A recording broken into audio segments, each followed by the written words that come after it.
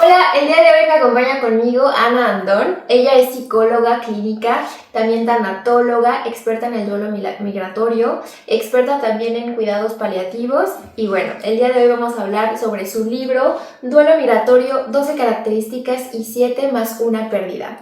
Bienvenida, Ana. Gracias, Lore. Muchas gracias. Encantada de estar contigo. ¿Me podrías platicar del libro? ¿Cuántos años llevas en Francia? Bueno, vamos a empezar con todo esto. Bueno, yo soy de la Ciudad de México. Uh-huh. Todos mis estudios los realicé en México, en la Universidad Nacional Autónoma de México, Asociación Mexicana de Tanatología, que es la AMTAC. Uh-huh. Lo de cuidados paliativos lo hice también en la UNAM, pero en la Facultad de Medicina. ¿Y por qué hice el libro? Bueno, porque el libro de hecho es una confesión. Uh-huh. Y está entre lo profesional y lo personal. Okay. Porque yo llegué a Francia hace 10 años por primera vez, en el 2014, porque pues bueno, encontré una pareja francesa y empezamos a tener la relación, una historia clásica, nuestra relación a distancia entre vamos y venimos, ¿no? Después de 2 años de relación, pues bueno, también fue así de, bueno, ya fue suficiente de estar invirtiéndole en boletos aquí, boletos allá. Sí. ¿Qué onda? Entonces, bueno, pues finalmente decidimos casarnos y yo vine para acá. Uh-huh. Cuando yo vengo para acá, pues tú ya lo viviste, esa parte de poder ejercer tu carrera no es sencilla. No es y sobre todo cuando aquí, por lo menos en Francia, uh-huh. Es una carrera reglamentada, entonces tienes que está más cerrado o es más estricto el concurso, la manera en que puedes, o las maneras en que puedes ejercer sin tener que estudiar aquí, pues son mucho más cerradas, más estrictas las reglas. Entonces, pues yo ya tenía como 25 años de experiencia en México, y cuando llegué aquí dije, bueno, pero yo no quiero regresar a la escuela. Sí. O sea, no, yo no quiero volver a la escuela. Y además soy muy necia. Entonces dije, a mí nadie me va a decir que no puedo. Y entre que comencé a escuchar, ya de fijo en el 2016 que me casé, fue preguntar en la comunidad. Entonces recibía sí retroalimentación, información, pero era muy confusa. Hasta que después de cierto tiempo, más o menos 6 meses, 1 año, dije, bueno, ya fue suficiente. Porque realmente escucho muchas historias, pero no estoy directamente, o sea, la información no la recibo directamente de la oficina que necesito que me la dé. Uh-huh. Y si me va a decir que no, que me diga por qué y qué necesito hacer. Claro. Entonces, pues bueno, empecé la búsqueda ya más directa respecto a las oficinas, a los procesos, quiénes eran los organismos gubernamentales a los que me tenía que dirigir, etcétera, etcétera. Entonces, pues ya pasé por Narinari, por la otra oficina, y yo lo que escribí directamente fue esa de que soy tal persona, tengo tanta experiencia, acabo de llegar, sí, 1 añito más o menos, y yo lo que quiero es ejercer mi carrera. Yo no quiero seguir estudiando ni quiero que me den una equivalencia, yo lo que quiero es el permiso para trabajar y el permiso para ejercer en una sola cosa, ¿no? Y pues bueno, de ahí me empezaron nunca pisé una oficina, nunca hablé por teléfono con nadie. ¿Todo fue por internet? Todo fue por internet y vía postal. Okay. Me dieron los requisitos, se supone que la comisión de psicólogos se reunía 4 veces al año para evaluar si los dossiers que recibían. Y pues bueno, pues yo empecé a juntar, como 1 año me tardé en juntar todos mis papeles, porque además cuando haces tu equivalencia, pues son que 70, 80 euros, pero aquí pues... sí, bien dicen, el que convierte no se divierte. Exactamente, entonces pues sí fueron como unos entre 800 y 1000 euros, y yo no trabajaba. Y lo que tenía, pues bueno, tenía que estarlo administrando para irlo pagando poco a poco. Claro. Entre que pedía los papeles a México, entre las traducciones, entre las copias, entre todo el papeleo, pues sí, se me fueron esa cantidad de dinero, ¿no? Claro. Y aún así lo podías gastar, pero no era seguro que te dieran el permiso de ejercer. Pero yo dije, no, a mí que me digan por qué, y ahí me muevo, pero no, yo no puedo, no quiero regresar a la universidad a estas alturas de mi vida. Yo tenía en ese tiempo me casé a los 45, mi marido tenía 40 y yo 45. Y entonces, pues imagínate regresar a la universidad a los 47. Claro. No, o sea, no es que no se pueda abordar y que no los invitemos a que sigan estudiando, pero era de verdad, ya yo me sentía cansada. Y además, pues también esta parte del trabajo, del idioma y del trabajo. ¿Cómo vas a pagar cosas si estás acostumbrada también como mujer, estás acostumbrada a trabajar, a tener lo tuyo, a ser pues, relativamente independiente? Y tienes que estar aquí pidiendo o viendo qué tienes que hacer, si vendes algo, pero no te quieres dedicar completamente a eso. Trabajos pequeños donde pues te haces de un ingreso, pero pues no realmente vas a vivir de ello, ¿no?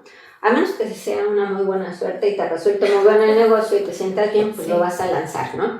Pero pues yo no sé hacer muchas cosas, pero a mí mi pasión es mi trabajo y es ser psicóloga. Sí. Entonces, pues bueno, ya fui juntando los papeles, fueron casi 6 meses entre juntar los papeles, pagarlos, desvelos, ansiedad, etc. Y al mismo tiempo también iba viviendo mi propio proceso de adaptación. Eso es lo que me gustaría preguntarte, porque sé que eres experta en el duelo migratorio. Primero, antes que nada, el duelo migratorio, desafortunadamente, muchas personas lo pasamos, pero de muy poco se habla. Ay, mira, justo por esto que acabas de decir, hay mucha información del duelo migratorio, pero se queda como nuestros trabajos de tesis y todas nuestras investigaciones, Como pues se quedan en el ambiente, pero realmente no fluyen, no traspasan y no llegan a todos los que lo estamos viviendo. Sí. Entonces, en un acto de rebeldía yo dije, carajo, si yo estoy sintiendo este llanto, si tengo estas dudas, si estoy pasando insomnio, si me quiero quedar pero también me quiero ir, mi familia, soy la única que de este lado, toda mi familia está en México, tengo un hijo, tengo un nieto, una nuera, mi mamá, mis hermanos, mis sobrinos. Y todos en México. Todos en México, nadie vive en el extranjero y nunca han venido a verme. Porque no les interesa, porque somos una familia, pues así de, pues ya te fuiste, vive tranquila, nosotros aquí estamos bien, pero bueno, esperemos que este año sí se me dé. Los invitamos a venir. Y bueno, pero te digo, entre lo personal y lo profesional, fue que empecé a ver toda esta sintomatología y yo decía, pero además siento como si me estuviera volviendo loca, pero pues soy psicóloga y yo sé que no me estoy volviendo loca, algo me está pasando y no entiendo lo que es. Y pues nosotros somos bien curiosas y chismosas, precisamente por eso somos psicólogas. Entonces, bueno, yo sí soy chismosa, chismosa y curiosa. Y empecé a buscar la información sobre la sintomatología y fue que se empezó a abrir todo que le pude poner un nombre, que pude ver una sintomatología y que pude identificar. Cuando yo comienzo a hablar del tema y comienzo a hablar con las colegas que logro hacer aquí a lo largo del tiempo, pues ellas tampoco saben del tema. Y a mí es lo que me llega a asombrar porque pero si ustedes tienen más tiempo que yo, ¿por qué no lo vivieron o no tienen la misma curiosidad que yo o no lo sienten como yo? Pero empiezo entonces esta investigación, ¿no? Digamos investigación, pero también es el trabajo de campo. No quería que se quedara conmigo porque si si yo como psicóloga le estaba pasando tan mal, ¿cómo podrían estar pasándole a las otras personas?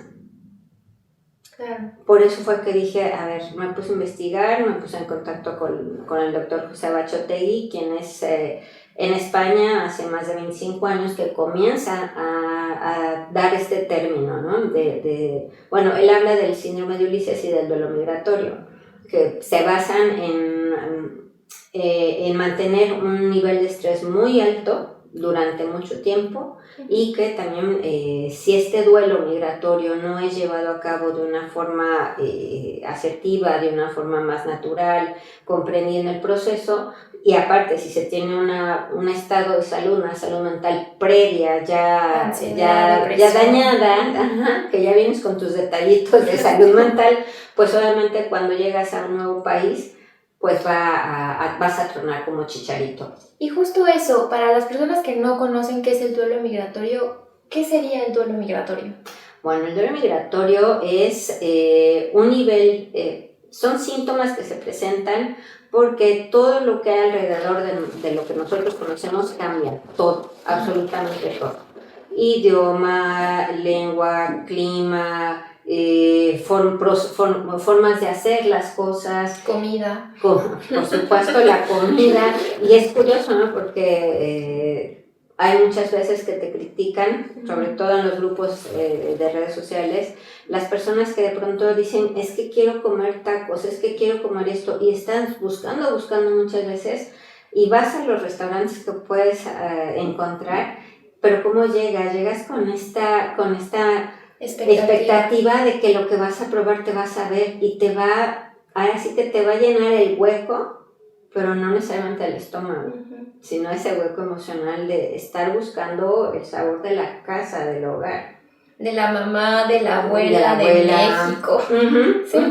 Entonces, son todos esos cambios que se dan, pero cuando hay un nivel de estrés muy alto que se mantiene durante mucho tiempo, Bachotegui lo que dice es que tiene que ver con este duelo y que a diferencia del duelo por la pérdida, el duelo físico de una persona por la muerte o desaparición de alguien, es que hay una pérdida física. En cambio, en el duelo migratorio, pues bueno, hay esta pérdida en tiempo y en espacio. Es decir, nuestro país no se ha perdido, está ahí, pero no lo tenemos y no estamos en él, y ahí sigue. Y en el espacio, es espacio geográfico. Es decir, me estoy perdiendo también los cumpleaños, los decesos, las enfermedades. O sea, están ahí, están en México, pero yo no estoy ahí. Entonces, es por eso que yo me pongo en contacto con Bachotegui. Y pues bueno, en ese momento había un diplomado en Barcelona. Dije, sí, yo lo tomo, pero pues no estaba barato y todavía no tenía suficiente trabajo. Dije, bueno, lo dejo pasar. Pero eso no me quitó el ánimo de seguir buscando y de seguir leyendo artículos, libros, lo que encontraba me lo devoraba. Y comienzo también, como tú, a hacer cosas sobre redes sociales y empiezo a hacer la difusión. Se me ocurre hacer una semana de la salud y comienzo, ¿no? Hacer todas estas actividades de difusión psicoeducativa, pues resulta que hablo con algunos de los profesores en la universidad y le digo, oye, yo quiero hacer investigación sobre este tema. Me dice, bueno, pues ¿sabes qué? Ahí tienes a Leticia Marín en Italia y tienes a la doctora Sanz en España. Me pongo en contacto con ellas y resulta que Leti Marín, hay un clic inmediato con ella, es muy linda, y comenzamos a platicar, a trabajar, y empieza a ver cómo hago las cosas, y le invito a participar en los live y en todas las actividades. Y en un momento dado me dice, oye Ana, también fue que empezó lo de la pandemia, y me dice, oye Ana, ¿y por qué no te unes a la red Atenea? Y yo así de, sí, yo le entro a todo. ¿En España? ¿En dónde es? No, Leti está en Italia. Ok. Yo no sabía que ella pertenecía a la red Atenea, ni siquiera conocía la red Atenea. Para mí, no, o sea, yo no tenía conocimiento. Y yo le dije a Leti, sí, yo acepto tu invitación. No sabía nada de la red. cuando me dice, mira, la próxima reunión es tal día, tal hora, y para que te presente. ¿Cuál va a ser mi sorpresa? Que la Red Atenea es dirigida por el doctor José Bachotelli. Entonces, pues bueno, la Red Atenea es una red de psicólogos, psiquiatras, trabajadores sociales, investigadores, trabajadores de campo. Es una red finalmente, ¿no? Sí. Una red de trabajo. Y grande, ¿no? Sí, entonces está Leti en Italia, en España está Joseba con su esposa, en Canadá hay otra persona, en Chile, en Colombia, y bueno, yo me vuelvo así entonces la representante de la Red Atenea en Francia. ¿En Lyon? No, en Francia en general. Pero bueno, la cuestión con Lyon fue que yo comienzo a trabajar también mucho con otra colega que es Sandra García, que ella está en Lyon. Y porque empieza, creo que a ti no te va a haber tocado. Hace algún tiempo hubo 2 feminicidios, uno en Lyon y uno en Bruselas, de 2 mexicanas. Feminicidios y fueron hechos por sus parejas, por sus esposos. Entonces, el que pasó en Lyon afectó, Sandra estuvo muy de cerca con la familia y con este drama. Y Sandra y yo, pues más que ayudar a la familia desde aquí, desde París, yo sostenía detrás, era yo el sostén de Sandra, porque fue un caso muy, muy fuerte. Entonces, pues bueno, comenzamos también a ver que en otros grupos cada vez salían más estas demandas de ayuda, ¿no? De violencia conyugal, de violencia con los hijos, de amenazas, de problemática finalmente de mujeres mexicanas que pues, están solas. ¿No? Y por ejemplo, retomando un poco lo del duelo migratorio, ¿qué relación tiene con el síndrome de Ulises? Cuando el duelo migratorio no es resuelto de una manera más clara y no hay una buena adaptación, pues bueno, puede entonces desencadenar lo que es el síndrome de Ulises. Como el síndrome finalmente no está reconocido por nuestros libros tan conocidos, que se tienen que poner ahí toda la sintomatología, todo, entonces es difícil o no es, para mí no es como que algo que puedo hablar de manera oficial que existe el síndrome de Ulises. Hay investigación, se demuestran los síntomas, pero lamentablemente mientras no esté oficialmente en alguno de esos libros, pues parece que no existiera. Sin embargo, en la vida real lo vivimos, se siente, se ve. No se puede oficializar por una cuestión... No es un trastorno. O sea, sí, le puso síndrome de Ulises, pero finalmente no está oficialmente dado de alta, no está oficialmente registrado. Es una marca registrada para los psicólogos. Pero vaya, tiene que ver con un nivel de estrés muy alto, una carencia o falta de herramientas, habilidades sociales para la adaptación, para la comprensión, porque también hay todo este prejuicio, estereotipo, ilusión, espejismo del que vive en el extranjero, ¿no? Sí, claro, porque los que no viven en el extranjero tienen la impresión que vivimos, pero de lujo, ¿no? Que no nos pasa nada. Inclusive, bueno, no sé si te ha pasado, pero en redes sociales, por ejemplo, a veces de que veo videos o yo misma, ¿no? Que hago los videos y las respuestas de... Bueno, pero estás en Francia, ¿no? Pero bueno, ¿para qué te fuiste? Pero decidiste irte. Exactamente, y ahí vienen muchas de estas emociones como la culpa. Sí. Y la culpa, hablando de un poco de inteligencia emocional, la culpa es el resultado de la suma de la alegría más el miedo. Entonces uno dice, ¿pero cómo? ¿Cómo que dentro de la culpa hay alegría? Pues sí, porque dentro de la alegría está esta ilusión, esta esperanza, en el abanico de emociones de la alegría O sea, no es nada más la alegría, sino a raíz de la alegría, la alegría es una raíz, una emoción base, y a partir de ahí se desencadenan muchas otras emociones. Entonces hay esperanza, hay curiosidad, hay muchos elementos que nos pueden mantener en este abanico de más emociones de la alegría, pero también está el miedo. Claro. ¿Y el miedo a qué?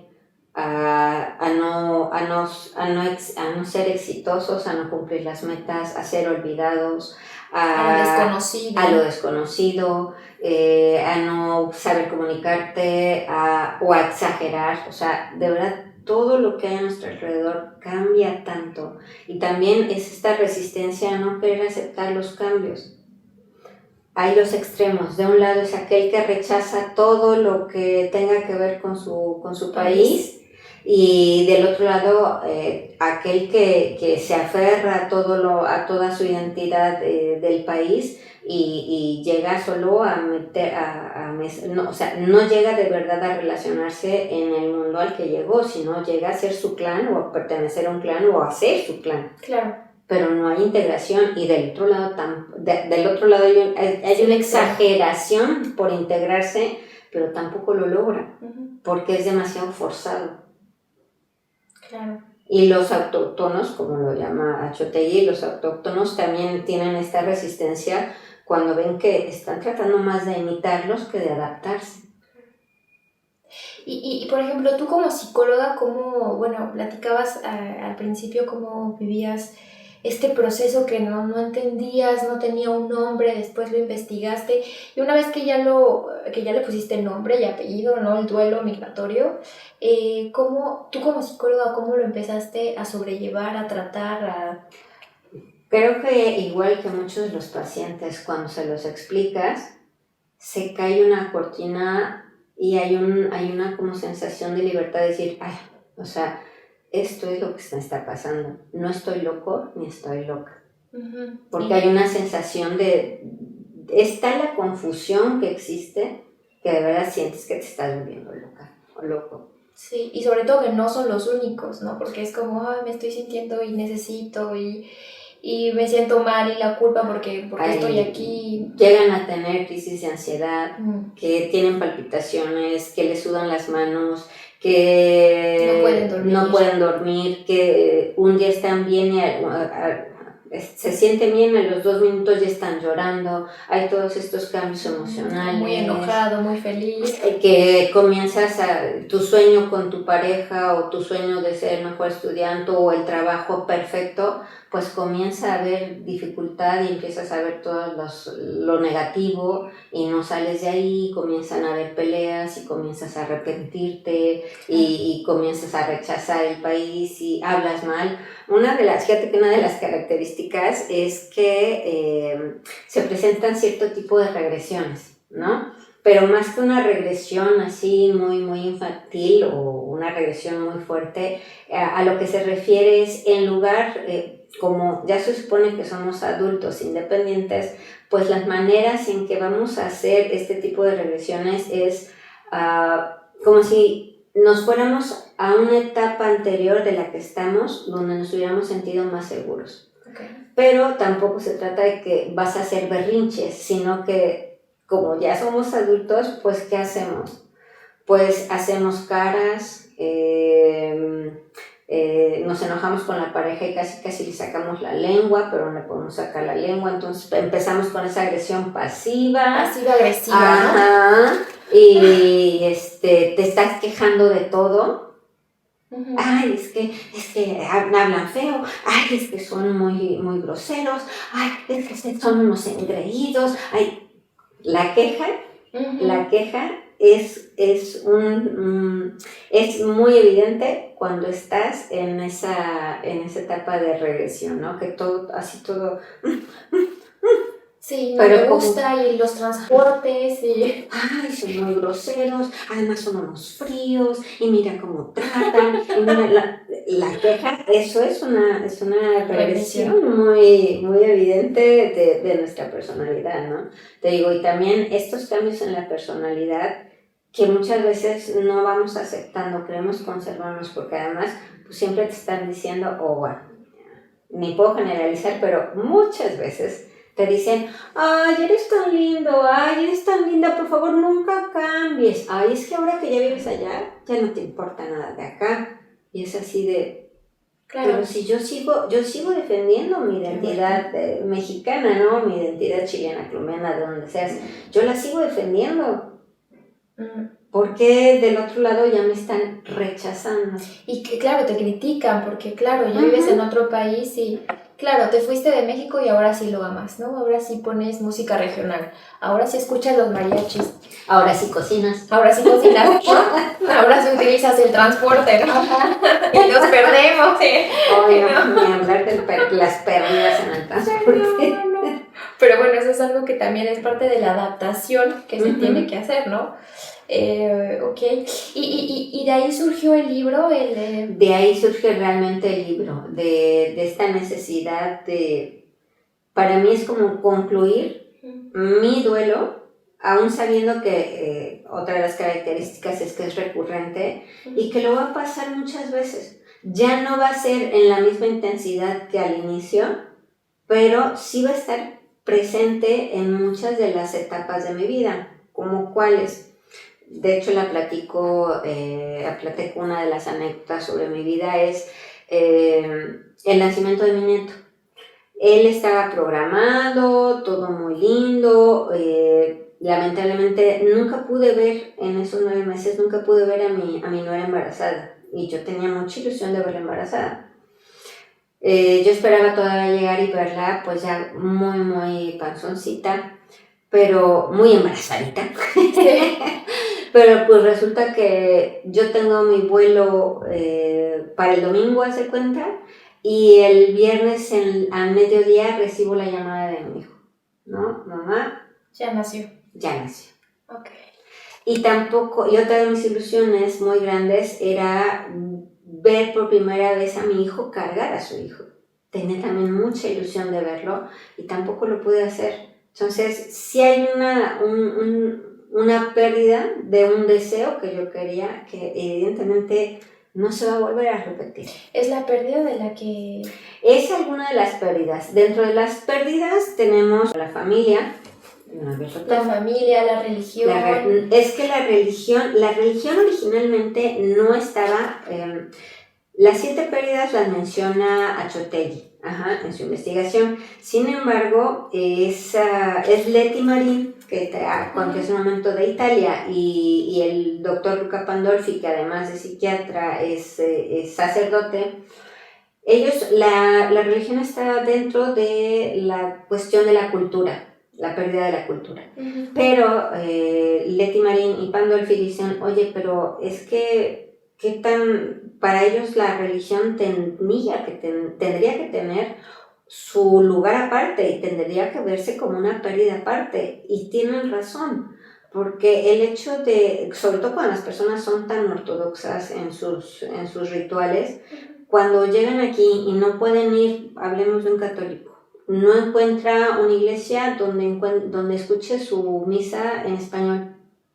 O sea, puede venir y entender el mismo ritual que están haciendo en una iglesia católica cristiana para hacer su misa, pero le está escuchando en francés o en otro idioma. Entonces sí lo entiendo y lo sigo, pero no lo siento.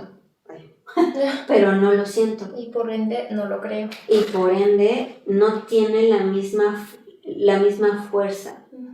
La religión, ¿qué es lo que nos va a aportar? Fe, esperanza, sostén, paz. No. Lucha. O sea, finalmente es la esperanza de seguir, de mantenerte, de no claudicar, de poner tu fe, tu esperanza en algo superior que te va a proteger también. ¿Ok? Entonces eso es importante. Bueno, es el duelo por la familia y los seres queridos, el idioma. El idioma también da identidad. Claro. Por eso es bien importante, por eso también buscamos mucho el tener apoyo en nuestro idioma, porque no es lo mismo que vayas con una persona, con un doctor y le digas, pues me duele aquí, aquí y aquí, pero no sabes cómo decirle si ese dolor es tipo ardor, si es un dolor que pica, si es un dolor que es intramuscular, si es un dolor superficial. Si solamente O es sea, una comezón. ujú. Y lo mismo pasa con los psicólogos. Exactamente, sobre todo, imagínate hablar de las cuestiones emocionales. O sea, si hay una necesidad también de expresar tus emociones, tus necesidades en ese idioma. Por eso el lenguaje es también otra de las pérdidas importantes. La cultura, sí. Los bailes regionales, las fechas especiales, la Navidad, exactamente, los colores. La tierra, es decir, el clima, los aromas de las comidas, los mercados, las tradiciones de cada pueblo.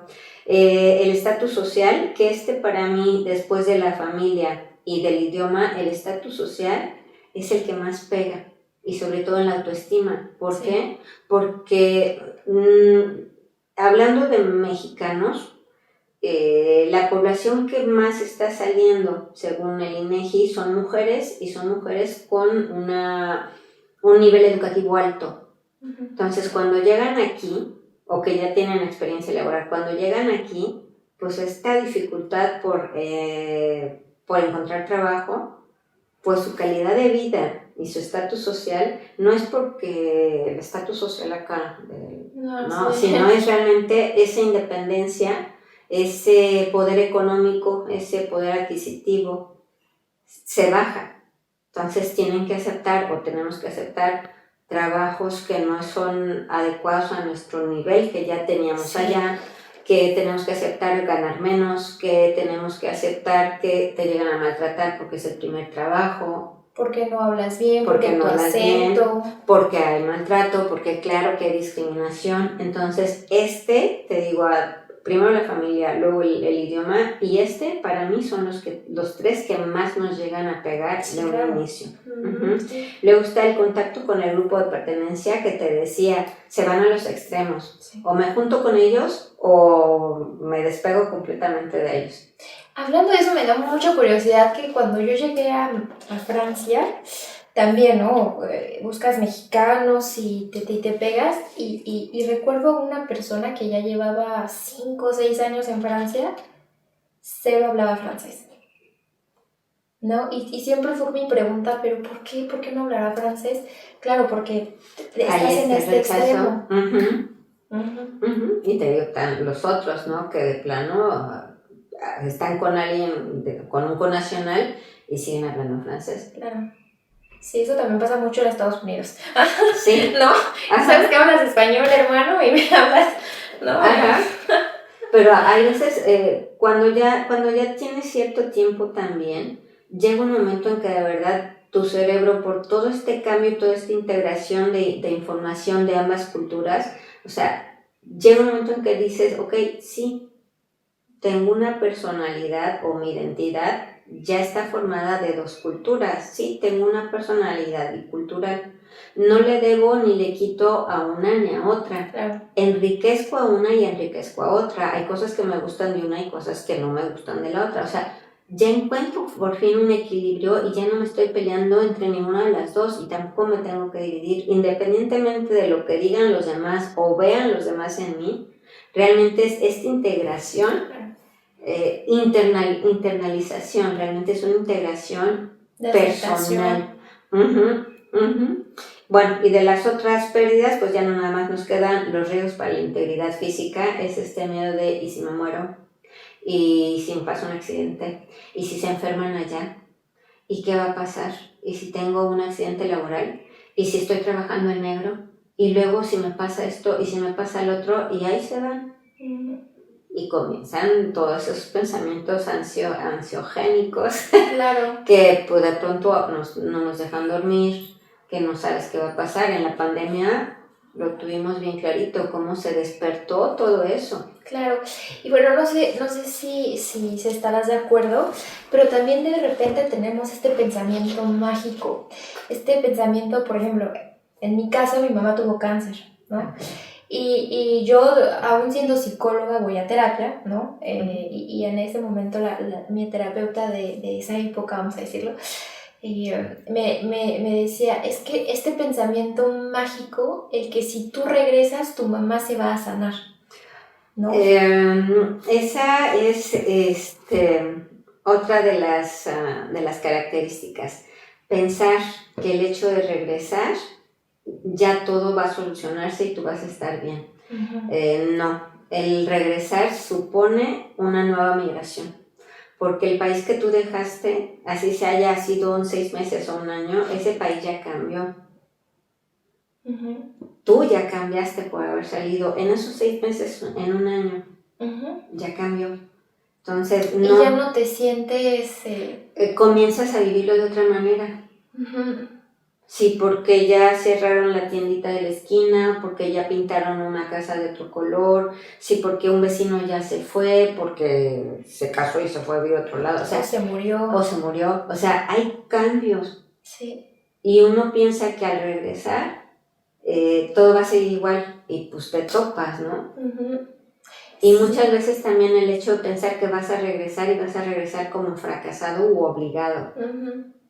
Y eso también no te permite ver que el hecho de regresar con esta ya biculturalidad es realmente muy enriquecedor, porque vas a ver las necesidades de tu comunidad de otra manera y puedes ser un protagonista de cambio de tu propia comunidad en tu regreso, y no con esta visión de me van a ver como un fracasado, como una fracasada, sí. No lo hice, no lo logré. Sí. También ahí están los dos extremos, uh-huh. Porque claro, voy a estar aquí, aunque no esté bien, sigo aquí por esta culpa, porque si regreso eres un fracasado, eres una fracasada, uh-huh. No lo lograste, con todo lo que tenemos que aportar y sobrellevar todos uh-huh. los días con esto.